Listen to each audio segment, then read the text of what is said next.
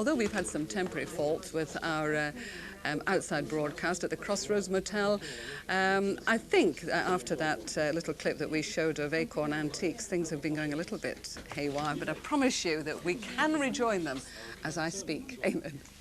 Yes, Jane and Tony feel right at home here. There are more mistakes in this programme than there ever were in Crossroads. But it's very interesting. Now, you see, what went out, and you being shown in a vulnerable position, yes, is how we have often been seen by the general public. Yes. And we are the ones that are up front, and it's us that have been... She's going to drop that tray. She's not very good, my friend, is about to come on. She had a gin at 7:30. Come in here. Come on, bring it in. Yes, it's appropriate. Oh, good. At last. There you Here we are. We've got the waitress service here. Hi, Glenda. Hello. Hi. In real life, actress Lynette McDonough. McMorra. McMorra. Close. It's one of those days. Well, I'll have a cup of tea. Right, anyway. cup of tea. I think you're out of luck. It's all coffee, isn't it? We're having a sort of old reunion here. All the old Just what you said. Oh, no, not here. Would you mind, please? I've got to get This lady I do know. I can vouch for this.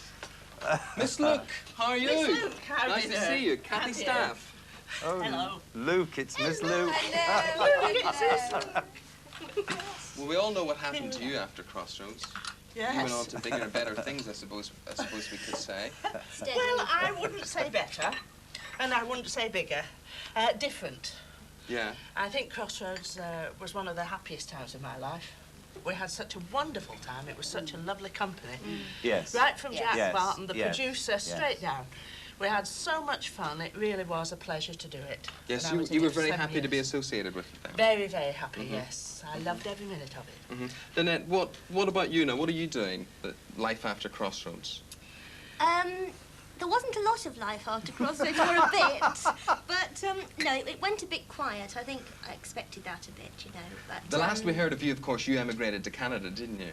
yes, we did. We came back for Mum's wedding, though, didn't we? We Yes. popped back for that. But you went to the loo for a year. I did. Yes, had a terrible affliction. Yes, I went to the loo and didn't come out for a year. That was one of my major storylines. Disappearance of the loo. Yes, but yes, good at that. Glenda had a complicated life, though, didn't she? Oh gosh, it was misery. She originated as what? A really troublesome teenager, didn't she? She was a runaway, yes. She was supposed to be, when I first went in, she was supposed to be a 16-year-old runaway who got attacked by a lorry driver. On my way on my way to join Pan's People, which I thought was good. That was my favourite bit of that script. So I was off to London to join Pan's People, and there was a sort of stunned silence, as there would be, I suppose. Yeah. And I got attacked by a lorry driver, and things basically went downhill from there. Really.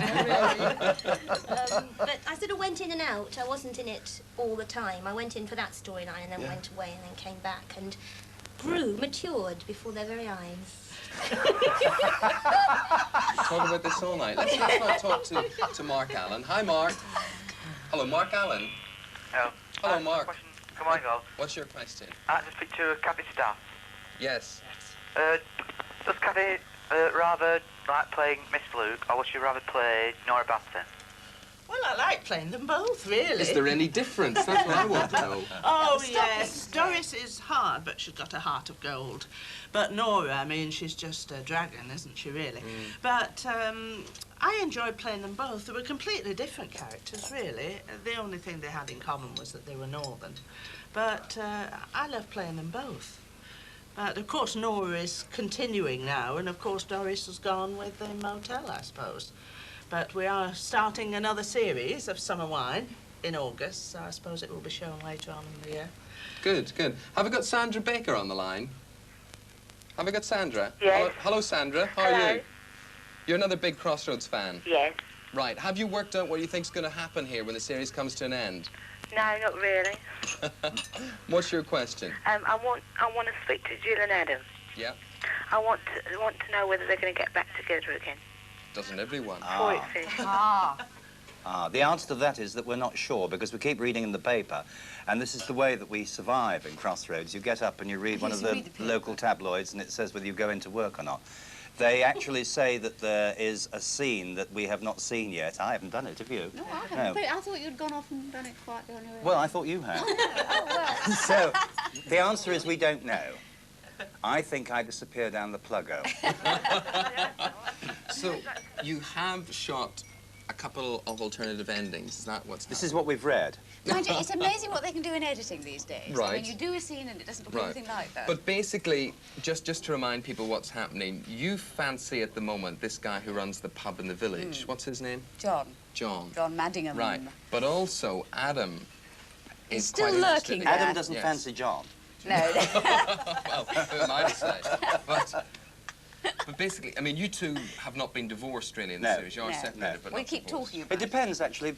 Because sometimes you get the conflict that we have been divorced, and then it sort of disappears again. We're not quite sure. But I think we're still together. I think... Didn't we get to the stage where... Sorry, I'm not going to stand in the cold anymore. Oh, my God! Move up. Benny! Well, I've never waited so long for an entrance. You've used me as much on this show as I did in Crossroads in the last year. Shall I do the weather now, or shall we leave it? Oh, hello, everybody. Have I got some good angles here? So what happened to you, Paul Henry, as Benny then? Did you go out to the loo and didn't come back? Well, I don't know what it was. I was standing on top of a chair, putting a star on top of the tree. And that's where they left me. He went with the fairies. Yes. It was never actually explained what happened to Benny. No. I think it was one of the old stories, went into the fridge for half a pound of cheese and come out 5 years later, you know. Yes, So what happened in real life? What happened in real life? Did your contract come to an end? Were you told you just weren't required? Well, I fell off the chair and took me out with me. No, they finished me a bit earlier than I thought they'd finish me. Right. Yeah. Was I this... suppose that's a sack, isn't it? Are you a twisted and bitter man, after all? Oh, no. No, I'm not. I mean, I had 13 good years with it. Yeah. Well, sorry, 12. Last year I wasn't too happy with it, but the first 12 years were fabulous. Well, what do you think of the new Crossroads? I keep calling it Crossroads, but of course it's not called Crossroads anyway. It's called King's Head. No, they changed the name, yeah. Yeah. That was good, wasn't it? I'm glad we brought you on. I think we're going to find out a lot of interesting things from you today. So No, not really. What did you think of the new scenario? Pardon?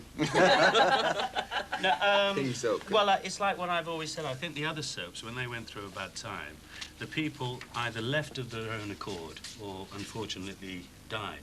But in Crossroads, we were asked to leave, which I think when popular people leave, I think audiences tend to blame the new people for the old people going. Yes. And I think it was a shame. I think they did too many all at once. Too many new people. You know, you can't suddenly recast the whole thing. It's like a family as well. I think people used to look at us or look on the characters as members of their family, and then suddenly they're all gone, and you know, it's sort of quite traumatic in a way. I think. You know. Well, of course, a lot of people take this series very much to heart and live and breathe it, and you don't need me to tell you how great your fan mail has been over the years. And what we'd like to do now is to feature a chap called John Cavio. No, we're not going to do that. We're going to go up to Natalie in Manchester. But stay tuned, because John Cavio is worth listening to. Natalie. And John, of course, only one of the many Crossroads fans who've been dialing in on our usual number. And all these people have been ringing in, including this lovely phone call we've had from Mary Davis from Telford, who says she's watched Crossroads since it first started. And she shed a tear when she heard it was finishing. She's even missed meetings to watch it. On the odd occasion she couldn't watch it, her daughters had to video it for her. She's written to the producers of the programme. She's had replies from them, but she said, please, please, please, will someone be able to save it? Sorry, Mary, it doesn't look as if that's possible. But as I said, all of those who've been ringing in, we hope to answer most of your queries in our main edition. And right now, back to the motel. And David. 4 and 5 episodes. Okay, I'd like now to introduce you to John Cavio, because John has been a lifelong Crossroads fanatic. And when I say fanatic, I do mean fanatic. He lives and breathes the whole series. But it's typical indeed, I think, of a number of people who have contacted the staff, and what he's going to do when the series is over, one doesn't know. But John has written what he calls an ode to Crossroads, and he's going to give us a world exclusive by performing it here this morning on Open Air. John. Scorned by many, adored by millions, you stood alone. No one can harm you now. After 23 years, your safety curtain is down. You embraced those needy of escape from kitchen sink and lonely armchair brooding. or tubes of tired commuters from work to home without relief. They didn't mind your wooden actors, the pretty pasteboard sets, creaking plots, forgotten lines, ad-libbing. They welcomed the melodrama, the frozen-faced cliffhangers. John Cavio's tribute to Crossroads. John will be back if you want to put a question to him at 11:05, as will the rest of us. Adam, Jill, Benny, Miss Look and Glenda. We hope to see you then. 061 814 0424 is the number to ring. The neighbours who didn't want to know, and the friends who proved unfaithful. At your helm was honest Meg, our trusty queen of soap. With values old and virtues sound, she had no axe to grind. We let Meg mother us. Her children were ours too. We shared her ups and downs within the motel world, until her crown was torn away, suddenly, savagely, without warning, by a man from Central TV. Then we were left alone, and without Meg,